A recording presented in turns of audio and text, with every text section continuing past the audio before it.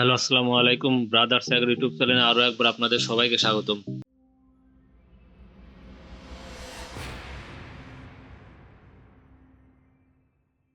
আমরা আজকে আমাদের পাখিকে গাম্বুরা টিকা দেবো। আমরা ইনসেপ্টা কোম্পানির গাম্বোমেট প্লাস টিকাটা দিয়ে দেবো। আমাদের মোট পাখি আছে 500-র মতো, কিন্তু আমরা 600 ডোজের 300 2টা টিকা এনেছি। আমরা টিকাগুলো চোখে না দিয়ে সরাসরি পাখিকে খাইয়ে দেবো, যার কারণে 100 বেশি নিয়ে এসেছি।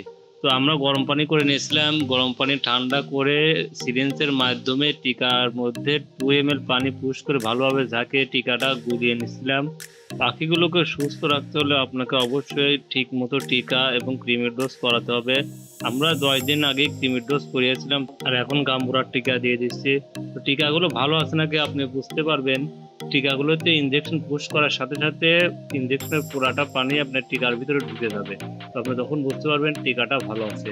তো আমরা টিকার পানি এখন গুলানোর পর আমাদের বালতিতে যে পানি ছিল ওই পানিতে মিশিয়ে দিচ্ছি।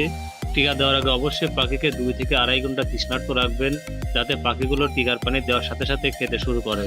আর অবশ্যই আপনারা 2-3 ঘন্টার পানি খেতে দেবেন, তারপরে আপনারা এই পানিগুলো ফেলে সাদা পানি দিয়ে দিবেন। এখন আমি আমার টিকার পানিগুলো পাখিকে খেতে দিচ্ছি। আর কারো যদি কোয়েল পাখির প্রয়োজন হয় অবশ্যই আমাদের সাথে যোগাযোগ করবেন। আমাদের কাছে বর্তমানে 0 বাচ্চা থেকে 20 দিনের পাখি অ্যাভেলেবল আছে।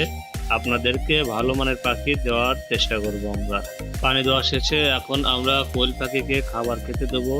আমরা কোয়েল পাখিকে নারিশ কোম্পানির যে কোয়েল খাদ্যটা আছে ওইটা খেতে দেয়। আমাদের এইদিকে এটা 1400 টাকা বস্তা নেয়। কারো যদি কোয়েল পাখি সম্পর্কে কোনো কিছু জানার থাকে আমাদের সাথে যোগাযোগ করবেন, আমরা সঠিক পরামর্শ দেওয়ার চেষ্টা করব।